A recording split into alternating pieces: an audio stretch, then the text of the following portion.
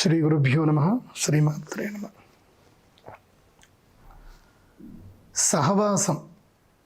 సహవాసం అనేది జీవితంలో చాలా ముఖ్యం. మనం ఎవరితో ఉంటున్నాము, ఎవరితో మాట్లాడుతున్నాము, ఎవరితో స్నేహం చేస్తున్నాము. ఎందుకోసమంటే మనం ఎవరితో సహవాసం చేస్తున్నామో వాళ్ళ ప్రభావం మన మీద ఉంటుంది. అందుకే రాను రాను రాజగుర్రం గాడిదైంది అని చెప్పేసి ఎందుకంటారు అంటే, గాడిదలతో ఉంటే అది కూడా గాడిదలాగానే ప్రవర్తిస్తూ ఉంటుంది, గుర్రం కూడా. అంటే దాని యొక్క వ్యక్తిత్వాన్ని మర్చిపోతుంది. అందుకోసం అంటే ఈ మధ్య నేను కొన్ని వీడియోస్ చూస్తూనే ఉన్నాను ఫేస్బుక్లో అక్కడిక్కడ. పిల్లి ఎలుకకు భయపడుతుంది, ఎలుక పిల్లిని భయపడుతుంది, పిల్లి ఎగిరి వెళ్ళిపోతుంది. ఎందుకోసం అంటే పిల్లిని దాని యొక్క న్యాచురల్గా దాన్ని స్వతంత్రంగా వదిలేస్తే పిల్లికి ఎలుకకి స్వయంగా ఒక వైరం అది. కానీ పిల్లి ఎలుకకు భయపడుతుంది అని అంటే అది వేటాడలేక, దానికి వేటాడడం నేర్పియాలి. రోజు కరెక్ట్గా కొంచెం టైం కాగానే దానికి తిండి పెట్టేస్తున్నారు. కొన్ని కుక్కలు కూడా భయపడుతున్నాయి. ఎందుకోసం అంటే వాడికి వేటాడడం నేర్పి, వాడికి సహజ స్వభావం లేదు. సహవాసం అనేది చాలా ముఖ్యం. మన జీవితంలో మనం ఎవరితో సహవాసం చేస్తుంది దాన్ని బట్టి మనం ఎలా మారుతున్నాం అనేది చాలా ముఖ్యం. దానికే మనకి చాణక్య నీతిలో ఒక అద్భుతమైన శ్లోకం ఉంటుంది. సంతప్తాయసి సంస్థితస్య పయసో నామాపి న శ్రూయతే ముక్తాకారతయా తదేవ నళినీ పత్రస్థితం దృశ్యతే. అంతఃసాగరశుక్తి మధ్యపతితం తన్మౌక్తికం జాయతే ప్రాయేణాధమమధ్యమోత్తమజుషాం ఏవం విధా వృత్తయః. ఒక నీటి బిందువు 3 ప్రదేశాల్లో పడ్డం చేత, ఒక్కొక్క ప్రదేశంలో ఉంచడం చేత అది ఎలా పరివర్తన చెందుతున్నది ఈ శ్లోకం. సంతప్తాయసి, సంతప్త అంటే బాగుగా కాల్చబడినటువంటి, ఎర్రగా కాల్చబడినటువంటి అయసి, ఇనుప కడ్డి పైన. ఇనుప కడ్డ సలాక్ అంటారు కదా, ఇనుప కడ్డి. ఆ ఇనుప కడ్డిని అగ్నిలో ఉంచి బాగా కాల్చిన తర్వాత ఎర్రగా ఉంటున్నప్పుడు, అంటే బాగా కాల్చినటువంటి సంతప్త అయసి ఆ ఇనుప కడ్డి పైన సంస్థితస్య పయసో, పయస అంటే నీరు, సంస్థితస్య ఉంచబడినటువంటి నీరు. అంటే దానిపైన ఒక నీరు చుక్కను వేసావే అనుకో, ఏమవుతుంది? నామాపి న శ్రూయతే. అసలు దాని రికగ్నైజేషన్ అసలు అక్కడ ఉన్నదే ఉండదు, ఇంకా మాయమైపోతుంది. అది దాని పేరే వినపడదు. నామాపి న శ్రూయతే, కనబడదు. వేడి సలాక్ మీద ఒక నీటి బొట్టేస్తే ఏమవుతుంది? కనబడకుండా పోతుంది.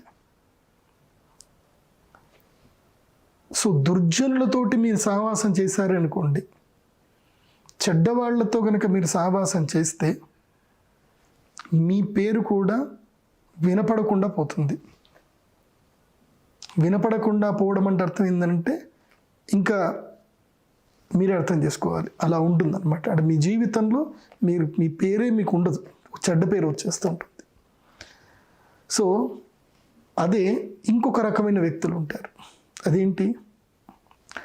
ముక్తాకారతయా తదేవ నళినీ, తదేవ నళినీ పత్రస్థితం దృశ్యతే.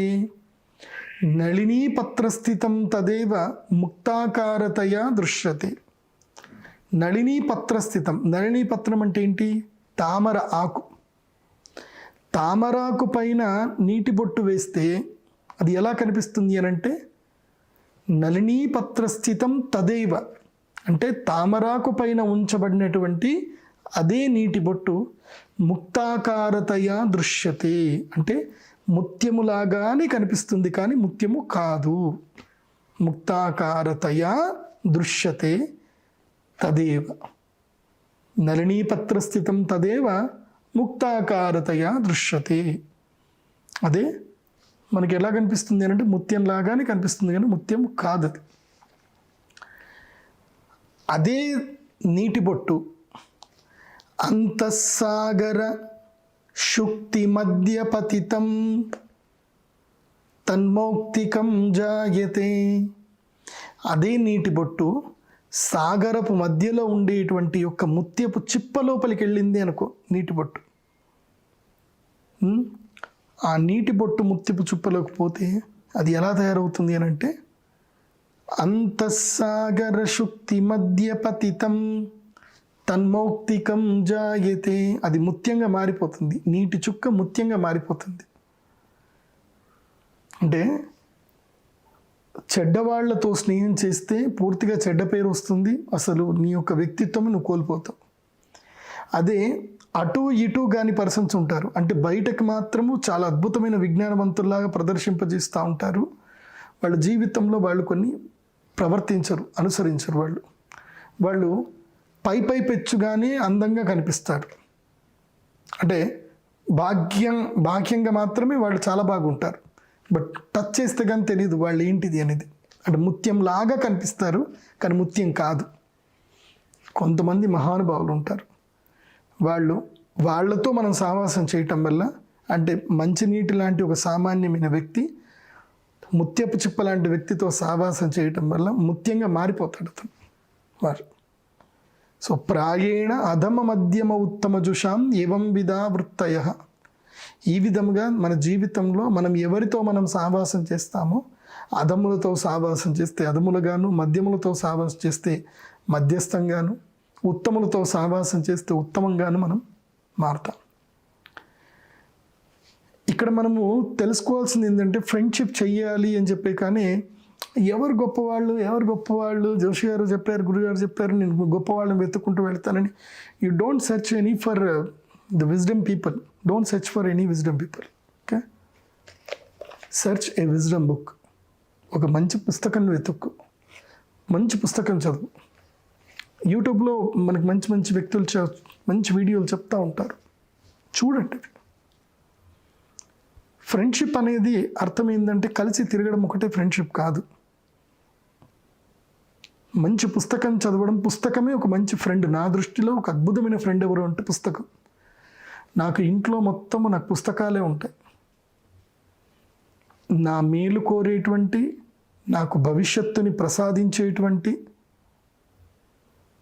నాకు కీర్తి ప్రతిష్టలు ఇచ్చేటువంటి, నాకంటూ ఒక గుర్తింపుని ఇచ్చేటువంటిది నా మంచి మిత్రుడు, నా కష్టంలో నన్ను ఆదుకునేటువంటి వాడు, అసలు నాకు కష్టమే రాకుండా చూసుకునేటువంటి వాడు, వీడు నా ఫ్రెండ్. పుస్తకమే నా ఫ్రెండ్. సో మంచి పుస్తకంతో స్నేహం చేయండి, మంచి పుస్తకాలు చదవండి, మీ వ్యక్తిత్వం ఆటోమేటిక్గా మారుతూ ఉంటుంది. పుస్తక పఠనం అనేది చాలా గొప్పది. నాకు తెలిసి మీకు జనవరి 14 వరకు నా పుస్తకం కూడా రిలీజ్ అవుతుంది. I'm trying to best that. నా పుస్తకాలన్నీ కూడా ఇప్పటి నుంచి నేను కూడా పుస్తకాలు రాసే ప్రయత్నం చేస్తున్నాను. సో దేవుళ్ళు.com వెబ్సైట్లో నా పుస్తకాలు దొరుకుతాయి. ఈ నా వ్యాఖ్యానాలన్నీ కూడా అన్ని భాషల్లో, తెలుగు, కన్నడ, హిందీ, ఇంగ్లీష్, తమిళ్, మోస్ట్లీ అన్ని భాషల్లో నా పుస్తకాలు పబ్లిష్ కాబోతున్నాయి. సో చూద్దాం. మీరందరూ మంచి పుస్తకాలు చదవాలి, అందరూ మంచి విజ్ఞానవంతులు అవ్వాలి. ఈ సమాజంలో మంచిని పెంచుదాం, మంచిని పంచుదాం, అందరం ఆనందంగా ఉందాం, అందరినీ సంతోషంగా ఉంచుదాం, ద్వేషాన్ని పక్కన పెడదాం, ఆనందంగా ఉందాం. అర్థమైందా? సో సహవాసం అనేది చాలా ఇంపార్టెంట్. కానీ సహవాసానికి సంబంధించి ఇంకో కూడా మంచి శ్లోకం ఉంటుంది, అది కూడా చెప్తాను, అది కూడా మీరు వినండి. రోజు ఒక శ్లోకం వస్తుంది, రోజు ఒక మంచి మాట మీకు ప్రదీప్ జోషి చెప్తాడు. ఓకే, ప్రదీప్ జోషి మంచి ఫ్రెండ్ అనుకుంటే నాకు మీరు హాయ్ చెప్పండి. ఎలా చెప్తారు హాయ్ అంటే, కింద సబ్స్క్రైబ్ ఉంటుంది కదా, అది కొట్టేసి గంట కొట్టండి. గంట కొట్టి ఆల్ అని సింబల్ ఉంటుంది, ఆల్ అనే దాని మీద క్లిక్ చేశారనుకోండి, రోజు నేను చెప్పే వీడియో పొద్దున్నే నేను మీకు హాయ్ చెప్తాను. నేను వస్తాను, మీ మొబైల్ లోపలికి వస్తాను, మంచి విషయంతో మిమ్మల్ని పలకరిస్తాను నేను. బట్ మీరు నాకు ఒక ఫేవర్ చేయాలి, ఏంటంటే లైక్ కొట్టాలి. ఆ షేర్ బటన్ నొక్కి ఆ లింక్ ఏం చేయాలంటే మీ యొక్క వాట్సాప్లో స్టేటస్ కిందకి పెట్టేసేయండి. గుడ్. సో ఇది మంచి అందరికీ మనం పంచిన వాళ్ళం అవుతాం. అర్థమైందా? సర్వే జనాః సుఖినో భవంతు.